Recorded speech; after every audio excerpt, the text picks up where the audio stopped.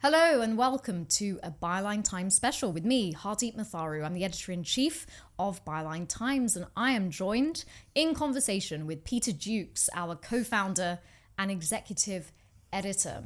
We will be discussing the evolution from Murdoch to Musk in light of the settlement of a historic case involving News UK admitting that it was engaging in illegal news gathering at The Sun.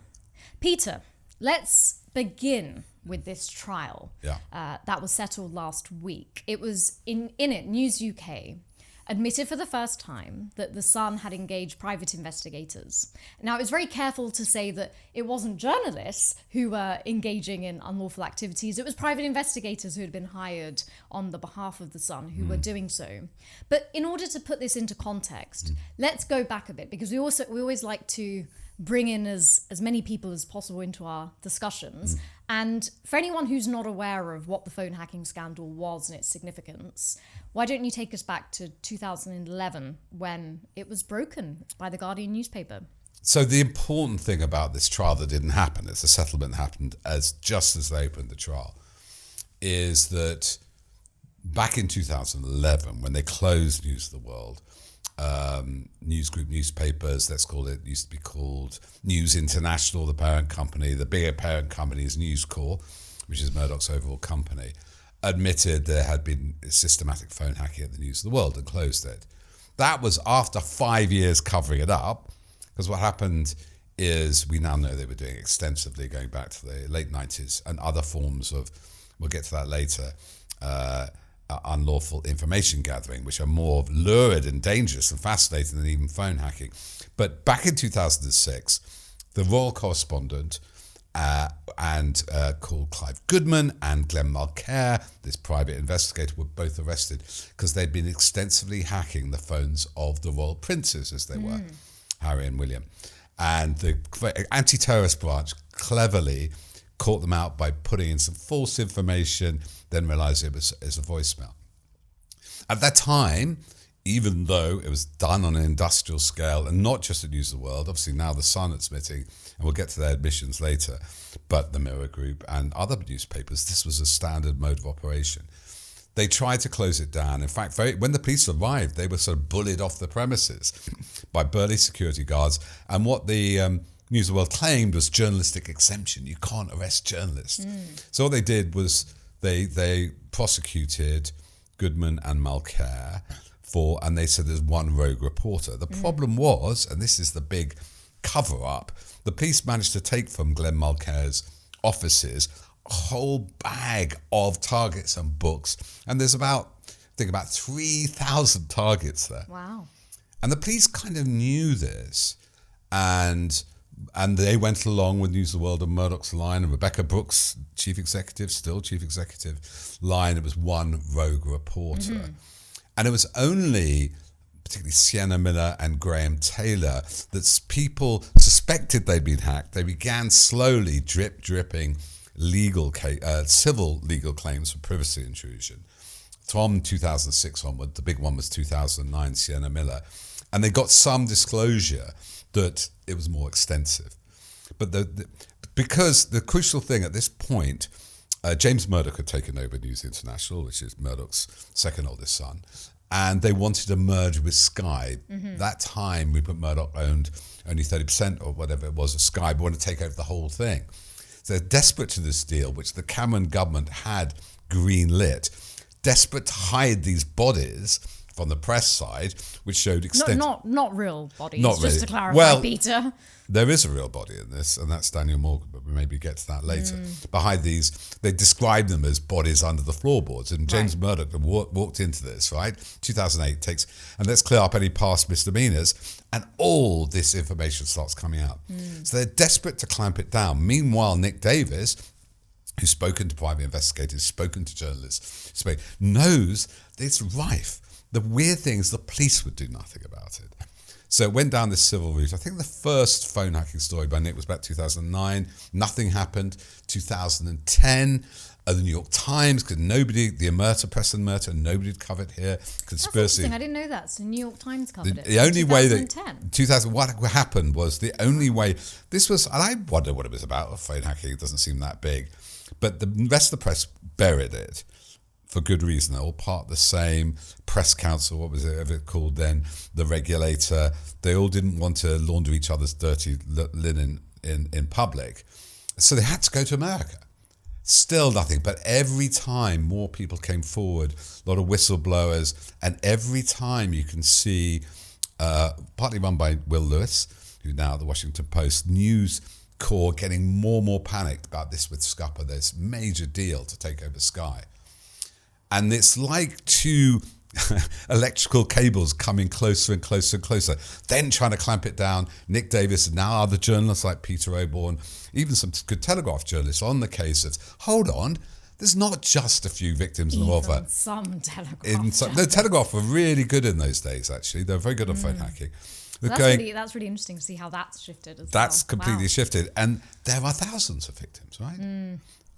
And we can go on about the political surveillance elements, and what happened is they realized Keir Starmer, he was Sir Keir maybe then, changed the law because this whole thing about voicemail interception, did it count for voicemail messages if they'd been heard? A very technical legal thing, and he said it did count. And that so he was the director of public prosecutions at the time. Exactly.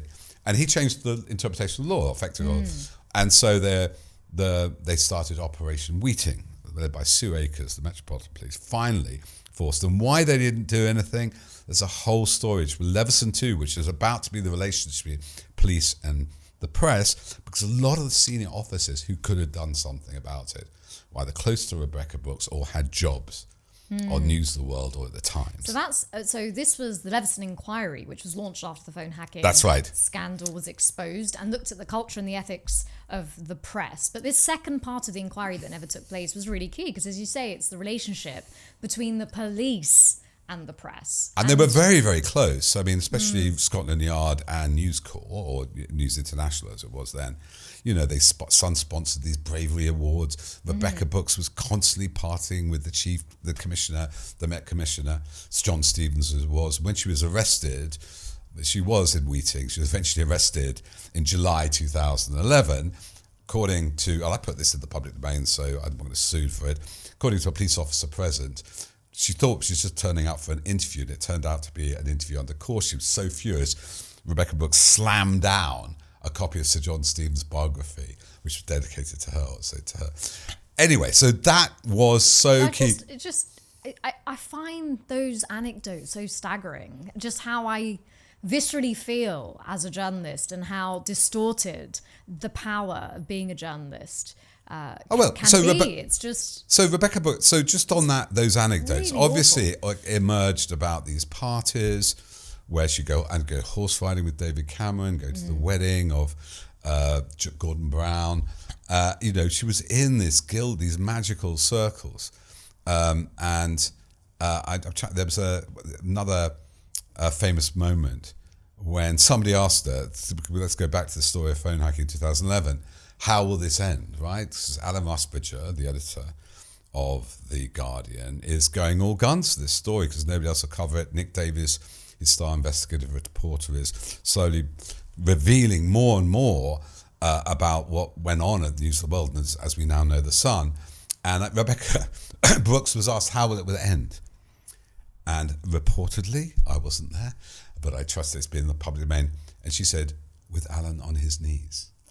So they even got the PCC, I think it was Press Complaints Council, to issue a report into these 2009-10 phone hacking, and they said they were conspiracy theories and rubbish. That's how powerful Rebecca Brooks and News Corps was in British journalism. Anyway, we get to this point, 2011. And just to say, because I think, at Byline Times, we point out, a lot of structural issues with the established press, and we scrutinise it, which we will always continue to do. But it's also important to acknowledge really good journalism. And I have to admit, Peter, when you and I met Alan Rusbridger, who is now the editor of Prospect, but was the long-standing editor of The Guardian when the phone hacking scandal was exposed.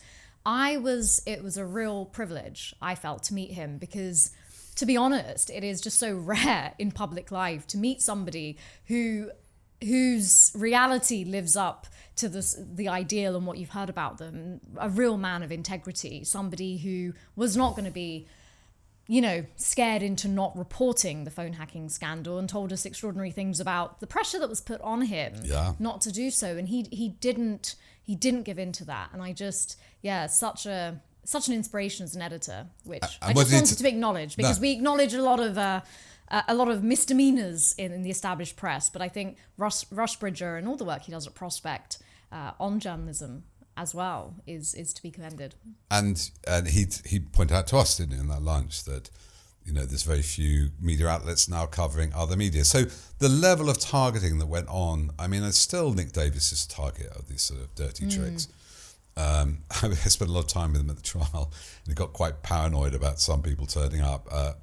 But also, we know that private investigators associated with the Daniel Morgan murder, and that's another story. Southern Investigations, this very corrupt private investigation unit. We get to the role of private investigators. They are key. Were rifling through got into his house. I mean, I think they were there on a security check, and they relayed back to some of the bad private investigators what went on there. But he was consistently targeted, but by the establishment as well as these dirty tricks.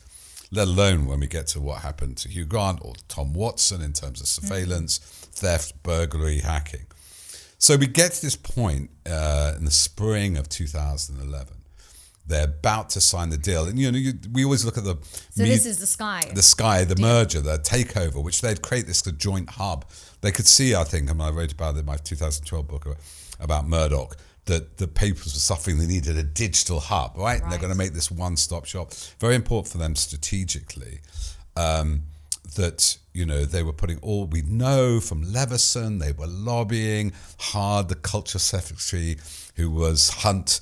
They had already been invited in by Cameron and Osborne make a deal to take Andy Coulson, who was the editor of News of the World, who goes to prison as chief of communications. And that's the reason they backed him. Rebecca Brooks had backed Tony Blair.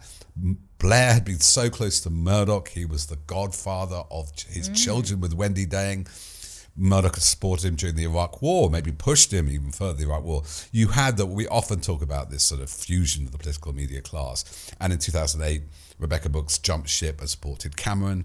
A lot of deals in the back room. Anyway, what Murdoch expected in return for this support was this deal to go through. And then what happened? Millie Dowler. Now, Millie Dowler was a murdered school child. And in the early noughties, News of the World would lead on murders. They always, the Soho murders, that was their big story. Rebecca Brooks very interested in children and what happened to them. And what emerged was that they'd hacked her phone when she disappeared. So much so, this is a bit tendentious because we're not sure of the timings, but because the voicemails had been listened to, the parents thought she was still alive. So that... You never know. They did actually scope. There's the Management Services Committee run by Will Lewis, Simon Greenberg, now deceased, and for News Corp above Rebecca Brooks, always worried that one of these phone hacking stories would go mainstream. And they thought it might be a McCann story, Madeleine McCann, a Soham story, or Millie Dowler. And they were right. Millie Dowler just went bam. It was too much for the public. They realised they couldn't maintain it anymore. News of the World was closed. So let's bring us up to speed with the case that was settled last week. So this was a case in which the claimants were Prince Harry, the Duke of Sussex, and the Labour peer Lord Tom Watson, who's the former deputy leader of the party. And, we understood that for intents and purposes, this was going to go to trial. And huge amounts of evidence was then going to be laid out in the public domain. That didn't happen, but unprecedented that there was an apology issued to Prince Harry for unlawful news gathering that happened at The Sun at the hands of private investigators. So that's the point, was they thought, they very quickly, when they closed News of the World, created a title called The Sun on Sunday. So they thought, we can close our Sunday, we survived this. The paper is the oldest English language newspaper in the world, but they thought get away with it. But they always built this firewall, nothing happened to The Sun. Now, it's very, those admissions, they look, this has been ongoing, going through the civil courts, these cases, the same evidence based on for 10 years. Murdoch has paid out over £1 billion in settlement, but they'll settle, I agreeing that there's some damage here, but not admit wrong. They'll apologise but not admit no wrongdoing. This is why it came so close is they do actually admit they broke the law of the Sun. It's cleverly phrased in the word. They say it's PIs, and that's what their spin of the Sun is. But actually, they admit they have broken the law, which is very interesting to where this goes. But it's very key that it's the Sun as well, because Rebecca Brooks was editor of the Sun after editing News of the World. Andy Coulson was the Bizarre Showbiz editor. Piers Morgan was the Bizarre Showbiz editor, went on to edit News of the World there before he went to the Mirror Group. So they were accepting at a very high level that this was extensive across the whole business. Why it got so far is they didn't want to do that. Why, people ask me, why didn't Prince Harry and Tom Watson go the whole hog? Well, the problem in English law is that in Rules 36, it's a weird thing, probably to stop too much litigation, that if you go to trial and you settle, and you say News UK and NGN is in this case settled, and give you offer settlement, but you refuse it, and the judge awards you damages slightly less than the settlement, you're liable for the other side's legal costs as well as you are. Now, the thing, the damages in these cases tend to be in maximum privacy, £100,000-200,000. The trial costs are tens of millions, because you have all the best lawyers in England, right, working for years, witness statement, QCs, 10,000 a day. And you have huge ranks of lawyers and claimants. So there are millions and millions of pounds. And Hugh Grant settled on this basis that he even had a brilliant case against the Sun. If he didn't accept what damages they gave them, you don't know what they gave him, Hugh Grant, he would then be liable for the whole cost of the trial. That would be 10 million. So that's so it would be 20, 30 million on hook. The other thing, and this is where we have a piece by Dan Evans, one of the first whistleblowers, or a witness of truth in the phone hacking trial, who was a journalist at News of the World, admitted to phone hacking. One of the only two, I think, voluntarily, is that in the current media landscape, the trial would not be represented fairly. We've seen like the Mirror trial. All the papers go, oh, Harry admits that's wrong. Tom Watson admits that. They'll even reinvade somebody's privacy and remind, it'll come up that they hacked the phone and the mother was suicidal or whatever, they had an affair, and the papers will reanimate that damage. So it is a trial by name. It's a trial of ordeal. To go through that, and I know, Carol Cadwallader, a good friend, has been through that. It's horrific. So you both have the danger you'd be on the hook for tens of millions of pounds, and that you're going to be just, harried, tarnished newspapers all over again, because they will not. They have no duty, unlike a criminal trial, to represent it fairly. And I think this is as far, the NGN, News Corp parent group, went so far they had enough admissions to maybe take it to the next stage. Yeah, I mean, and we can't forget that the Murdoch empire also had the Dominion case, where they paid out 800 million. Yeah, a lot of money in terms of Fox News and the presidential election that was not stolen. So just on that term, Trump. so we know, if you put those two figures together, it's 2 billion they paid out in legal costs in the last 10 years. Can I just add one other point and move on to questions you might be interested in?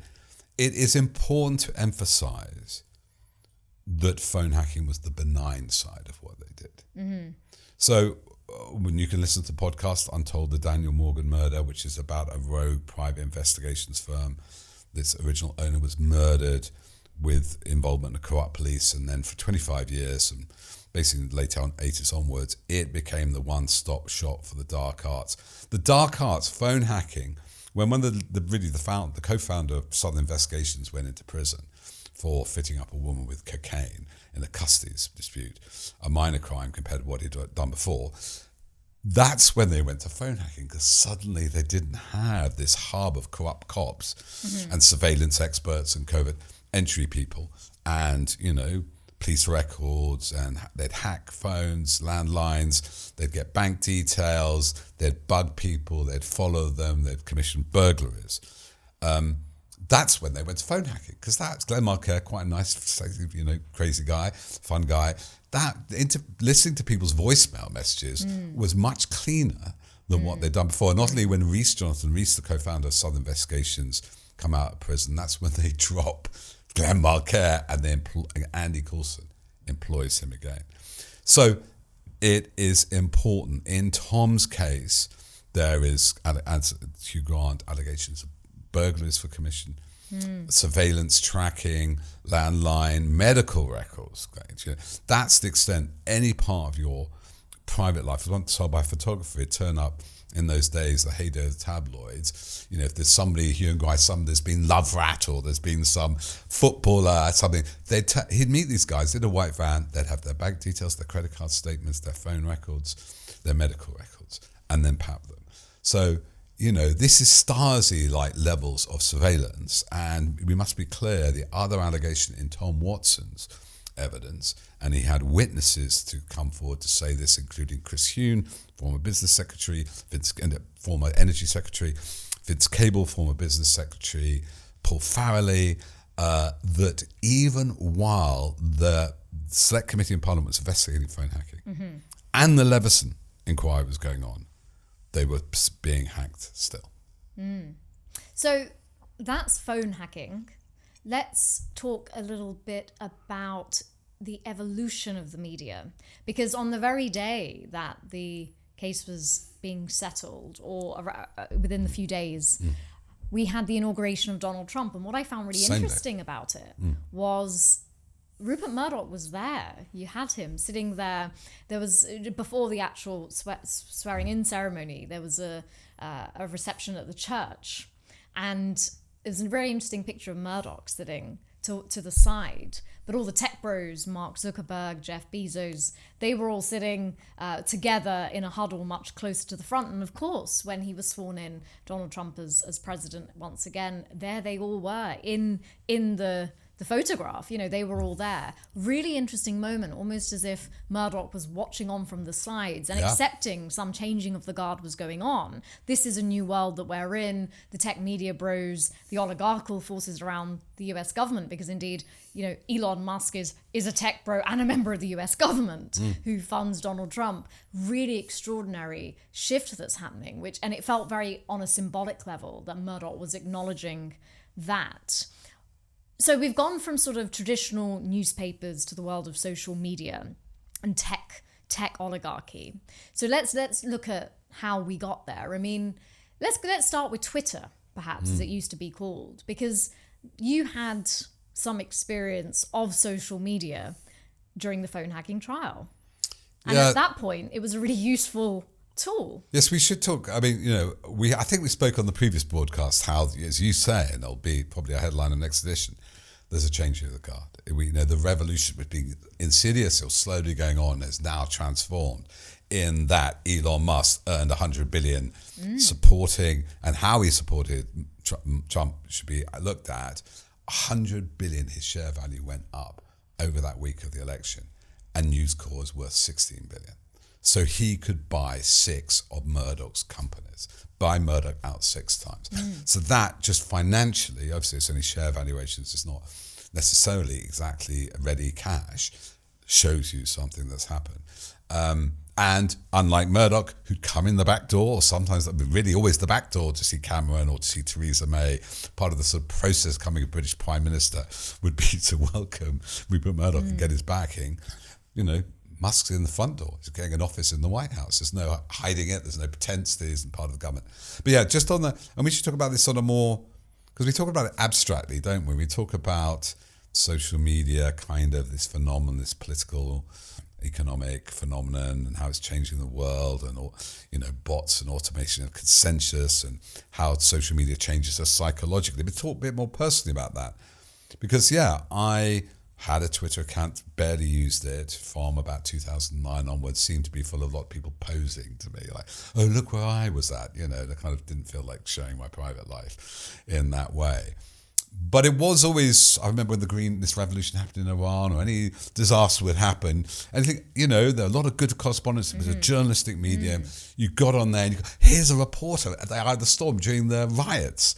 There was a guy, he was going around filming them on his phone or taking pictures. It was a source, direct source, bypassing the mainstream media of information. And that's how I built I wasn't a journalist, and I'd just written a book about Murdoch. I turned up to just watch the beginning of the trial, and I had an iPad and a keyboard, this in 2013, and I started typing, and then suddenly my follower count kept growing. I got 15,000 one day, and I remember talking to this woman at Twitter. She called me in to give talk to them.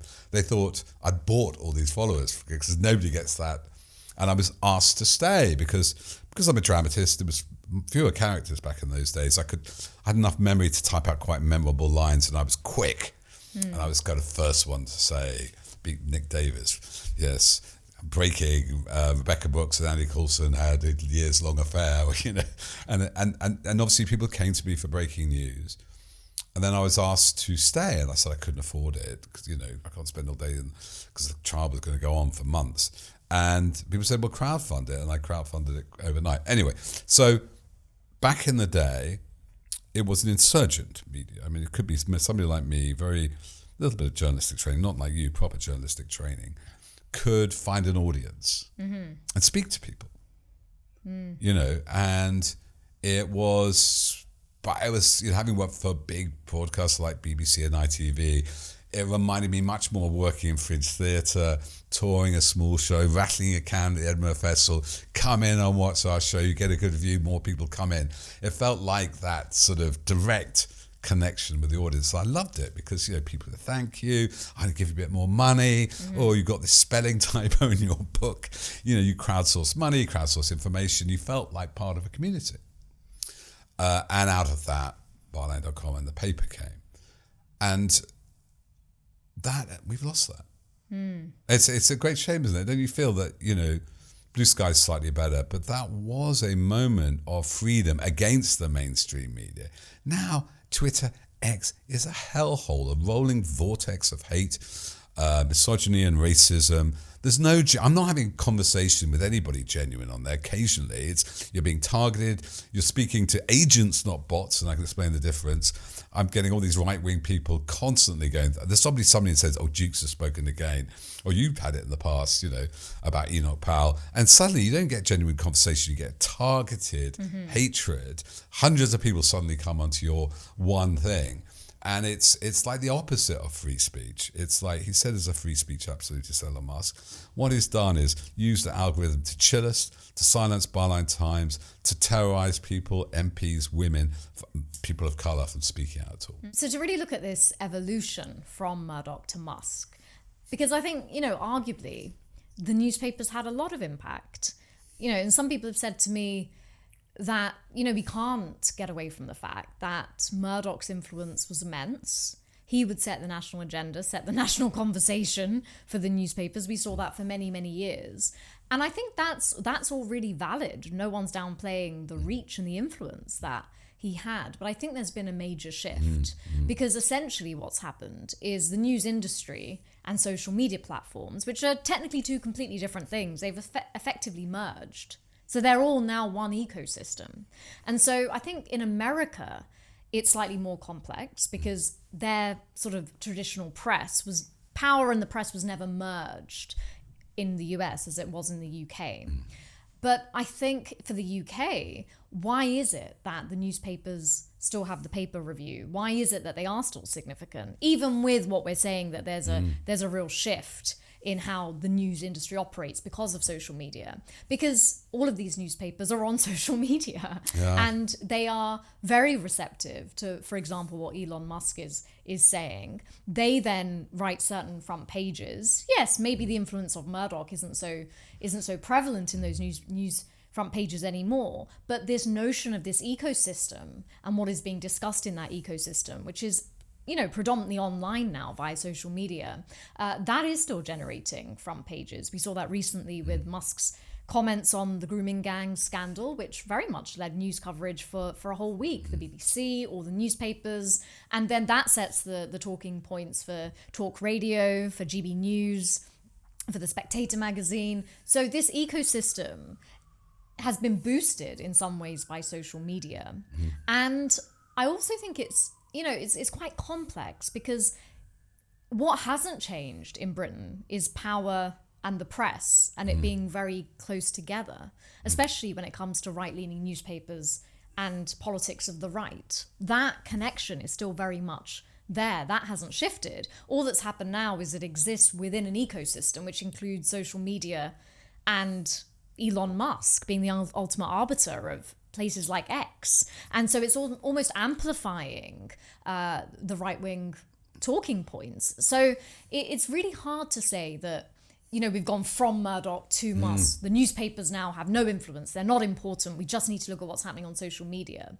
If you do that alone, it doesn't really make sense. It's an evolution which, there's a new platform that all of these established media outlets are now operating in. But again, it sort of works to the favor of some and not others, I think. So certain messages are being communicated, but others are not. Very astute, Hardeep. I mean, in a way, I do like this back to Lord of the Rings. Musk has found the one ring to control the other rings, which is especially right-wing British media. But look, here's another thing that connects it all, right? So I remember sitting on a table with Times journalists. My first journalistic work was with my early 50s, a bit later than you, was with the Daily Beast. And Tina Brown invited me to some event in the Portrait Gallery, I think. No, in the National Gallery, with dinner. Something to do with Downton Abbey, which she was sponsoring. And I was on the table with all of these Times journalists. I'd just been reporting on Murdoch. It's like 2012, 13. I think, and really seriously, a table of like one ex-editor, I won't say their names, not very fair, but there were like 8 Times journalists. Oh, Peter, don't be so mean on Rupert. He invests in journalism. Constantly, baby. You got to admire Rupert's innovation. He keeps on paying journalists. I get it. You're being paid, And then I estimated, you can buy the British these Times people, the British intelligentsia for £10 million, right, a year, which is probably not a bad deal. You can buy whole swathes of the commentariat, writers, authors, comedians. They write for the Times. They're on your side now. What I've noticed with Musk is he is the richest man in the world, which helps, is even a lot of right-wing British patriots, Farage types, Reform Party, begging Musk to come and overturn our government. So where the loyalty, or the key thing that's speaking here throughout these channels from Murdoch to Musk, is money. And it is amazing the alacrity with which a British patriot will sell his soul to a foreign oligarch, Russian, South African or American. I think the other thing about the American, what he says, and you picked up really well, and our reporter Josiah Mortimer, when he approached Tommy Robson, Stephen Yaxley Lemon for a comment, said, "We're the media now." He said, "We're the media now." That's completely in defiance of their claim just to be a platform. That's how they got away the usual regulation over a broadcast or a newspaper. They claimed Facebook, YouTube, X, claim to just be platforms. They're not. They are the media. In America,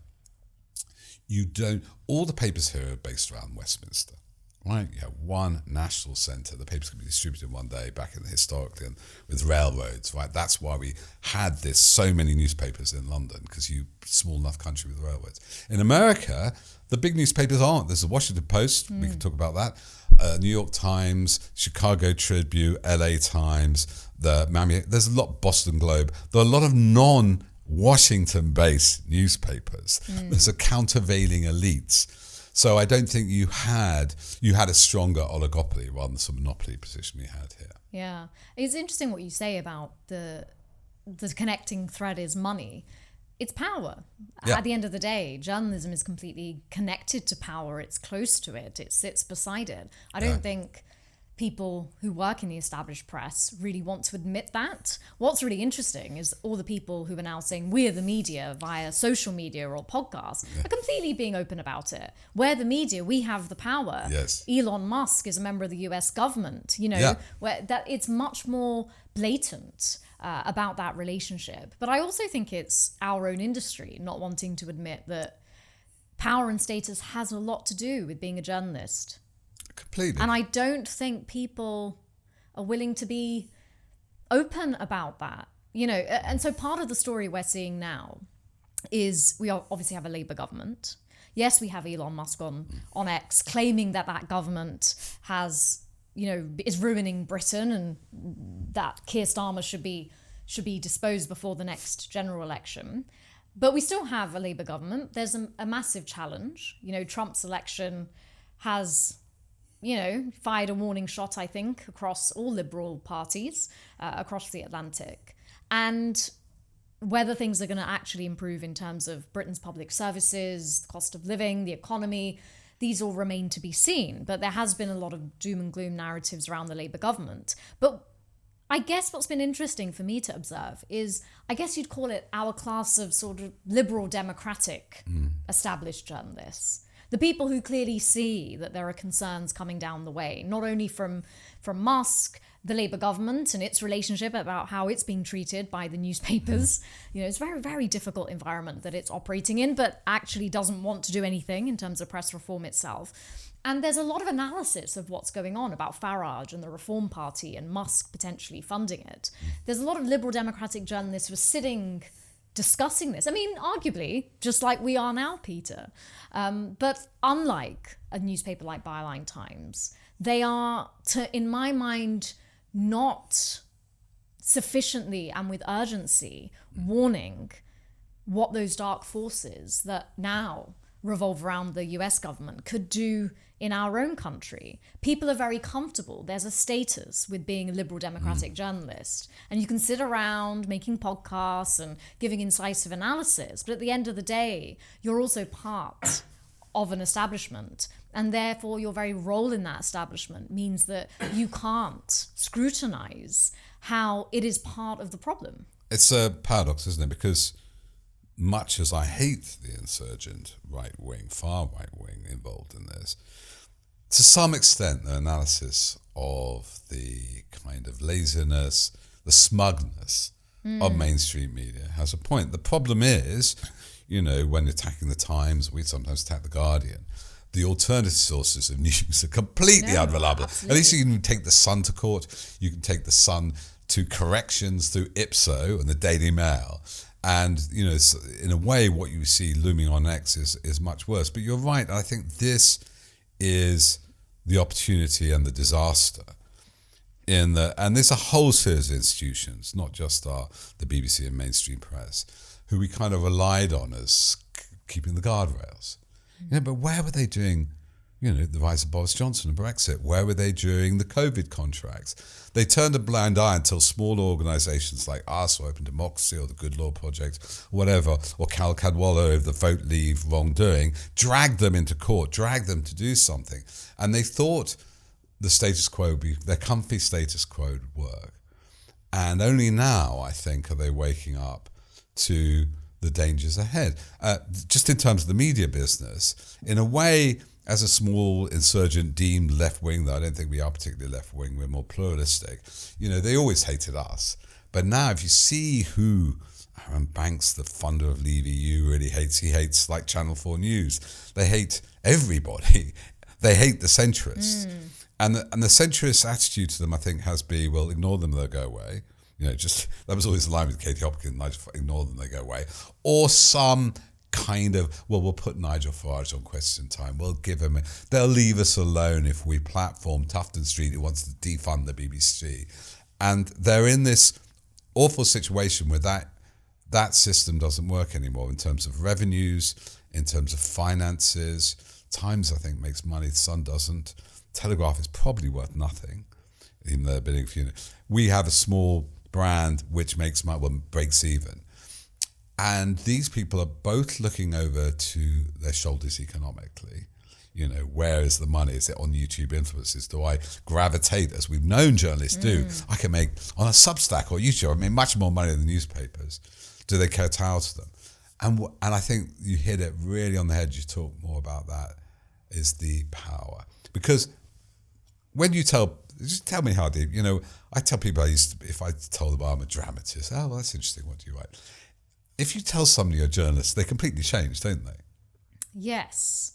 Well, how do you mean? Well, when you tell somebody a journalist, they kind of freeze up, or they want to talk. What are you working on? I see. You have a power. You have a power. Yeah, it's like a magic power. I've always felt it's such a privilege to do this job. I just, I've said it so many times in the 6 years I've edited Byline Times. I do not understand how anyone who has the privilege of a platform where you get to speak to people like we are now, you get to play some small role in interpreting what is happening around us and connecting to these big shifts in our society. I do not understand how that can be seen in any way but an utter privilege.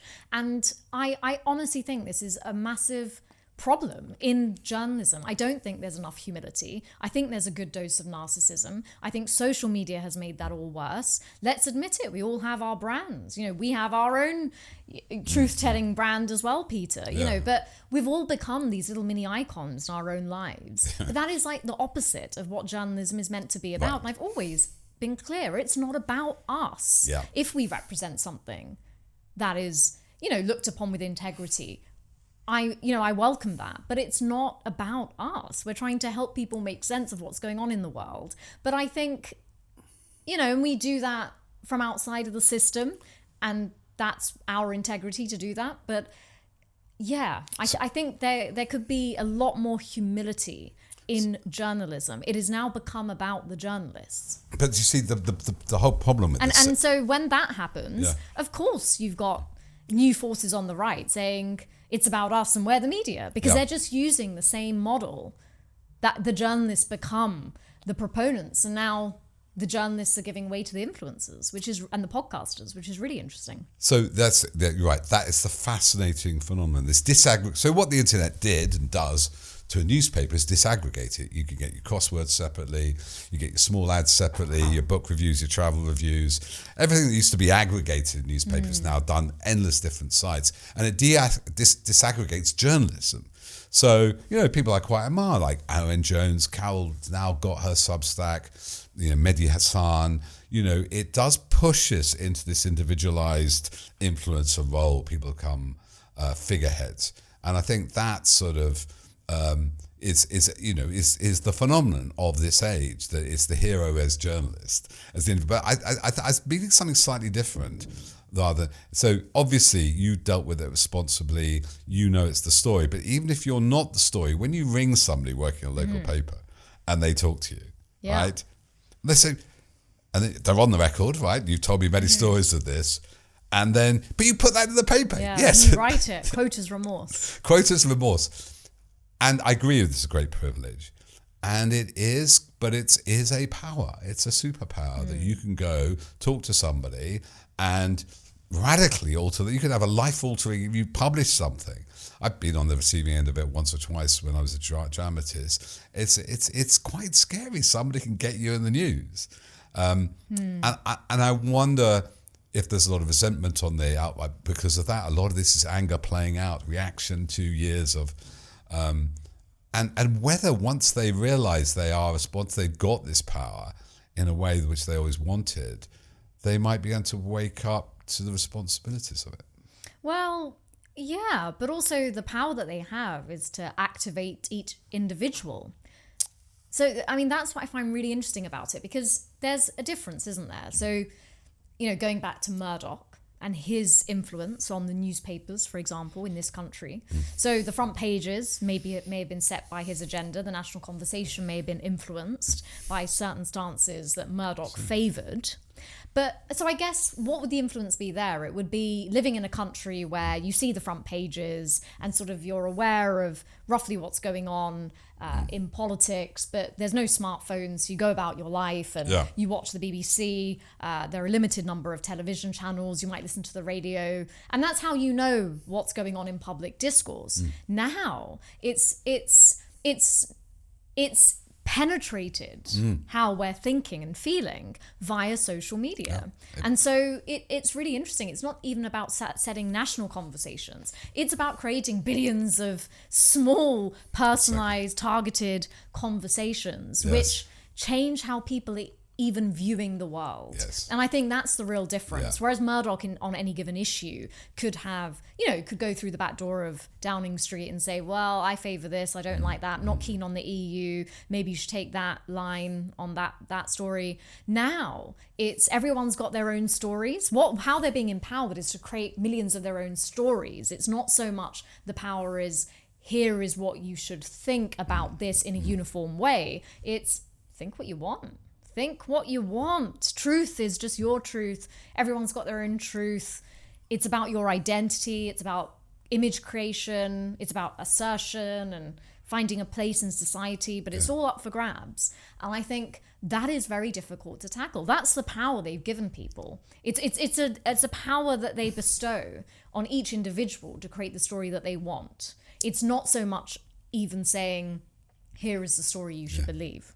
So yes, those individualized, tailored realities we live in, which stop collective power. Because you just made me sort of brainwave come to a thing that unites Musk, which is the story of the trajectory from Murdoch to Musk, right?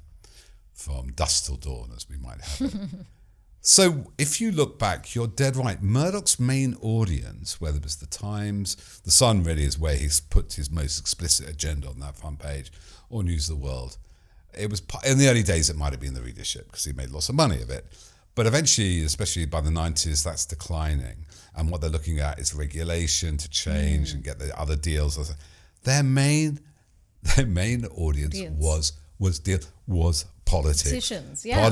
And if you look at phone hacking and you look at the riots of meetings with senior police officers, Rebecca Brooks' weddings and the explosion of, the Gordon Brown losing a child, Sherry Blair, all these stories about the politicians, goes back to two classic cases, by the way, just to amplify where this all begins.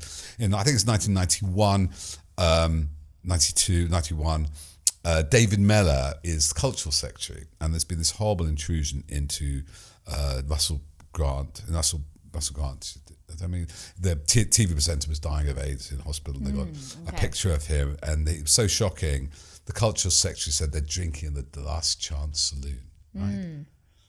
Within weeks, Southern Investigations, listen to the podcast, was targeted him and caught him, bugged the department as having an affair. And he was essentially ousted. Paddy Ashdown, 1992, threatening to do a deal with John Smith. A letter is burgled from his solicitor, and he's having an affair, front page of The Sun, Paddy Ashdown. So it's an information operation in that classic of politicians, because that's how you control your business. That's how you control politics. You lobby Tony Blair about the Iraq War. Every one of Murdoch's papers, except one, 160, urged intervention, the invasion of Iraq, right? Social media changes. You don't need to do the politicians. You do the public, each individual one. Like genuinely, in a way that Murdoch could only ever claim that his front pages influence the public in an abstract way. Now you can literally target people online. It's really interesting because this argument is often made to us. And I was on the BBC Media Show a couple of years ago, and with the then Spectator editor, Fraser Nelson, and I was making this point as a lone voice about the connection between the press and politicians and also the influence. And he picked up on this point of influence, and he said, how can you say that we have any influence? Tens of thousands of people buy the Spectator magazine. That has absolutely no influence on what's going on in politics on a national scale in this country. And it's a very clever argument. And what he's saying is members of the public, only tens of thousands are reading the Spectator. How can you say it has any impact on shaping policy? And on that point, he's quite right. But that's not, as you say, that's not the aim necessarily of what is in The Spectator. The Spectator is part of a wider ecosystem, which is on the right of politics. It influences what is discussed again on talk radio. It's picked up by, conservative politicians and then impacts what they put on the agenda to discuss in terms of opposition politics. More than that, Hardeep, hold it. Who was its previous editor and who's current editor? Of course, Boris Johnson. Right, and now it's Michael Gove. So it's completely intimately connected with politics. But this argument, and that's why it's really useful for us to unpick this, because on one hand, people could sort of glance at what we're saying and it's all about Musk and the tech media barons now. It's all about social media. Well, yes and no, but. Yes, there's been a massive shift because you can directly reach the public now in ways that Fraser Nelson never could, because only tens of thousands of people buy his magazines. But in a way, what the shift onto social media has demonstrated is that what we already knew about the connection between power and journalism and power and information. So the good example of that, who's the owner? You could unpack that a bit. Who's the owner of The Spectator now? Paul Marshall. And what else does he own? GB News. Yeah, and you have politicians directly paid. They're going to clamp down on that by GB News. No left-wing ones, Reform and where does he come from? What's the world he comes from? He's in hedge funds, I believe. Yeah, and made a lot of money out of Brexit and other sort of political moments. So you have this convergence between money, information, and power. And I think you're dead right. I don't know if Murdoch or Musk at this point care about, when Murdoch might be now, a few extra billion. They want to be heard. I remember I actually, Rupert Murdoch came on Twitter briefly in 2013 for about a year or 6 months. And I remember he answered me. I actually replied to him. That's a great thing about Twitter, about New York Times. And what I wrote this piece, sort of, the man who at that point owned the biggest media platform across the world, conjoined, felt his voice wasn't being heard. So within Musk, there are all these things about esteem and identity. But I think the joining part that differentiates whether it's Spectator or it's Elon Musk or Zuckerberg, they are in a will to power. Their whole thing, they're businessmen. Murdoch's more a businessman than a journalist. He does respect journalism in some ways. There is how do you change the world? How do you get things your way? How do you represent things? Will to power is like an information war, right? I think we're will to representation. Our job is not to gain power, but to represent the world. And that's the crucial difference between good and bad journalism, between good social media, bad social media. Yeah, it's interesting, isn't it? Because power and information is really the story of the moment, I would say, from the perspective of what we're doing. And part of that equation, power, has to be addressed. And therefore, right now, it is the job of journalists to look closely at themselves and say, well, in which ways do we maybe benefit from being close to power, whatever that is? So in some way, we've seen that already with people questioning, who's still on X, because it's owned by Elon Musk, and obviously it's very much gone down a very inflammatory right-wing route. But this notion of information and power, the problem is that it's all very well for us to discuss this here and for an informed audience to watch this podcast who's very interested in unpicking these topics. But going back to the public at large, who are, I guess what we're saying is they are the targets of this information war that is now being waged solely, not through front pages of newspapers, but more directly on social media. Really interesting survey out in the last 24 hours, commissioned by Channel 4. It's due to be published in the coming days in full, which looks at Gen Z's attitudes towards politics and the media. And some quite alarming figures, more than 50% said that the UK could do without parliament and elections and needed more strong leadership. And again, more than 50% of those surveyed said that they trust, to equal amounts, if not more, the posts made on social media by their friends rather than anything from established journalists. It's really so I guess looking at the public who are going about their lives, not like us sitting in rooms analysing what's happening with the media. They're just going about their lives. And I often think it's so important to get that perspective of what is it that they're taking in. And what they're taking in is politics doesn't work for us. The established media, I don't trust it, or it's all doom and gloom. There's too much of it. Social media is perhaps just more engaging way of interacting. It's more normal in their lives. Are the public would they even be aware that information and power and their sort of pawns in essentially a evolving revolution of tech? I don't know if they even think about it in that way, because nobody frames these issues in that way. There's no politician and very few media outlets saying we're living through a dramatic change in which information and power are connected and up for grabs. Well, one person did his farewell statement, Joe Biden. It was a bit too late that way. And I think this is our task, isn't it? To help the readership realize what's going on. And it's a long struggle. I mean, I think it's, shame they dropped media studies. They used to mock media studies, but that critical thinking about media, and you see it all the time. I get friends, members of the family, maybe, maybe those COVID injections are really bad for us, or, not quite, the moon landings didn't happen, but, you get grooming gangs. And whether I've read it on Facebook, this is, instead of it's false. The Telegraph will have to issue a correction on page 37 3 months later. They've led the way with this disinformation. So it always brings me back to your one of your favorite phrases, right? And this is what's happening.